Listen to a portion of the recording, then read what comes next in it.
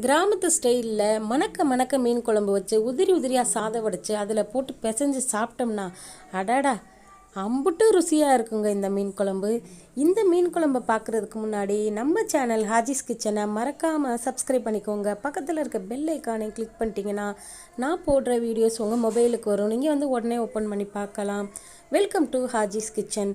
இன்றைக்கி நம்ம சேனலில் 1 கிலோ அளவுக்கு மீன் குழம்பு திக்காக எப்படி வைக்கிறதுன்னு பார்க்கலாம்.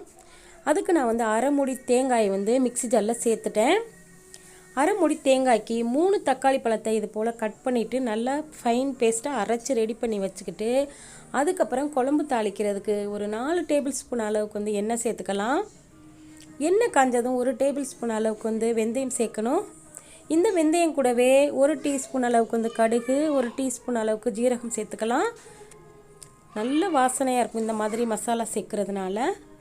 இப்போது வெந்தயம், கடுகு, ஜீரகம் எல்லாமே நல்லா பொரிஞ்சு வந்ததுக்கப்புறம் நம்ம 10 சின்ன வெங்காயத்தை இது போல் நல்லா கட் பண்ணி வச்சுருக்கேன். அதையும் சேர்த்து நல்லா வதக்கி விட்டுறலாம்.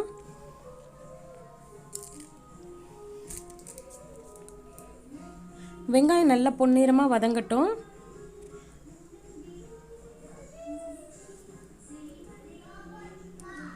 இப்போ பாருங்கள், வெங்காயம் நல்லா வதங்கி வந்ததுக்கப்புறம் 2 தக்காளி பழத்தை கட் பண்ணிவிட்டு சேர்த்துக்கலாம். நம்ம தேங்காயில் தக்காளி பழம் சேர்த்து அரைச்சிருக்கோம். இது கூட 2 தக்காளி பழம் சேர்த்துருக்கோம். அதுக்கப்புறம் காரத்துக்கு ஏற்ற மாதிரி நான் 4-5 பச்சை மிளகாய் சேர்த்துருக்கேன். மீன் குழம்புக்கு பச்சை மிளகாய் சேர்க்குறதுனால வாசனை ரொம்ப கமகமன்னு இருக்கும். அந்த கிராமத்து ஸ்டைலில் மீன் குழம்பு வைக்கிறதுனா பச்சை மிளகாய் சேர்த்தாதாங்க நல்லாயிருக்கும். இது கூடவே 2 கொத்து கருவேப்பிலையும் சேர்த்து நல்லா வதக்கி விட்டுறலாம். மூடி போட்டு கொஞ்சம் டைம் கொடுத்து வதக்கணுங்க.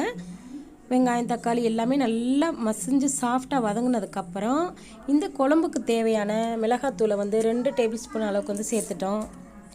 குழம்பு கூட்டையில் சேர்க்குறத விட இந்த மாதிரி வதங்கையில் சேர்த்திங்கன்னா குழம்பு பார்க்குறதுக்கு திக்காக இருக்கும். பச்சை வாசனை அடிக்காமல் நல்லா இருக்குங்க.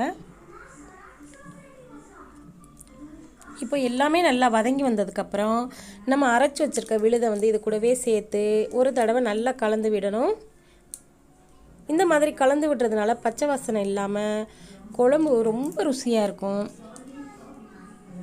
இப்போ இந்த அளவுக்கு நல்லா வதங்கினதுக்கப்புறம் பெரிய லெமன் சைஸில் புளியை ஊற வச்சு அந்த மிக்ஸி ஜாரில் மசாலா அரைச்ச அந்த இதிலே தண்ணியிலே சேர்த்துருக்கேன். இப்போ நம்ம குழம்புக்கு தேவையான தண்ணியை இப்போவே நம்ம சேர்த்துட்டு இந்த குழம்புக்கு 3 டேபிள் ஸ்பூன் அளவுக்கு மல்லித்தூள் சேர்க்கணும். 1 டேபிள் ஸ்பூன் அளவுக்கு உப்பு சேர்த்துக்கலாம்.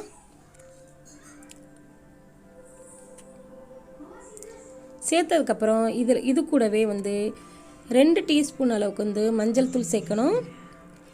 மசாலா பொருள் எல்லாத்தையுமே சேர்த்தாச்சு. சேர்த்ததுக்கப்புறம் இந்த மாதிரி ஒரு தடவை கலந்து விடுங்க. கலந்து விட்டுட்டு ஒரு மூடி போட்டு மிதமான ஹீட்டில் ஒரு 5 நிமிஷத்துக்கு இந்த பச்சை வாசனை போகிற வரை கொதிக்க விடணுங்க. இப்போ மூடி போட்டுடலாம். பாருங்கள், நல்லா கொதிப்பு ஸ்டார்ட் ஆயிடுச்சு. நல்லா இந்த மாதிரி மழன்னு கொதிச்சதுக்கப்புறம் நான் 1 கிலோ அளவுக்கு முரல் மீன் வாங்கி வச்சுருக்கேன். அதை சேர்த்துக்கலாம்.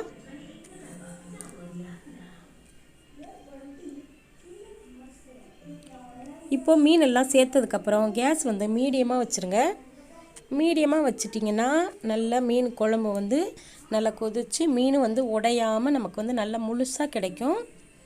இப்போ எல்லாத்தையுமே நல்லா ஒரு தடவை கலந்து விட்டுட்டு ஒரு மூடி போட்டு மிதமான ஹீட்டில் ஒரு 5 நிமிஷத்துக்கு கொதிக்க விட்டோம்னா மீன் உடையாமல் நமக்கு முழுசாக கிடைக்கும்.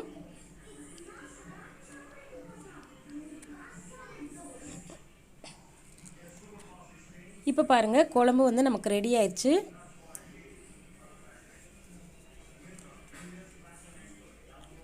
இப்போது நம்ம கேஸ் ஆஃப் பண்ண போகிறோம். மீனெல்லாம் பாருங்கள், ஒன்று கூட உடையலை. நமக்கு நல்லா முழுசாக கிடச்சிருச்சு. கேஸ் ஆஃப் பண்ணிவிட்டு ஒரு 10 நிமிஷம் அப்படியே விட்டுட்டு அதுக்கப்புறம் எடுத்து சர்வ் பண்ணுங்கள். சுட சுட சுவையான மீன் குழம்பு ரொம்ப ஈஸியாக டேஸ்ட்டாக அம்மா பாட்டி கைமணம் மாறாத சூப்பரான மீன் குழம்புங்க. நல்லா உதிரி உதிரியாக சாதம் வடித்து இந்த மீன் குழம்பை நீங்கள் சாப்பிட்டு பாருங்கள். ரொம்ப ருசியாகவும் மணமாகவும் இருக்கும். கண்டிப்பாக ஒரு முறை நீங்கள் வீட்டில் இதே மாதிரி நீங்கள் குழம்பு வச்சு கொடுங்க. உங்கள் வீட்டில் இருக்க எல்லாருமே என்ஜாய் பண்ணி சாப்பிடுவாங்க. இந்த வீடியோ உங்களுக்கு ரொம்ப பிடிச்சிருந்தா மறக்காமல் ஹாஜிஸ் கிச்சனுக்கு உங்களுடைய ஆதரவை கொடுங்க. நம்ம சேனலில் நிறைய வீடியோஸ் போட்டிருக்கோம். கண்டிப்பாக வந்து புதுசாக பார்க்குறவங்க சப்ஸ்கிரைப் பண்ணிவிட்டு பாருங்கள். பக்கத்தில் இருக்க பெல் ஐக்கானை கிளிக் பண்ணி பாருங்கள். தேங்க்யூ. தேங்க்ஸ் ஃபார் வாட்சிங். பாய்.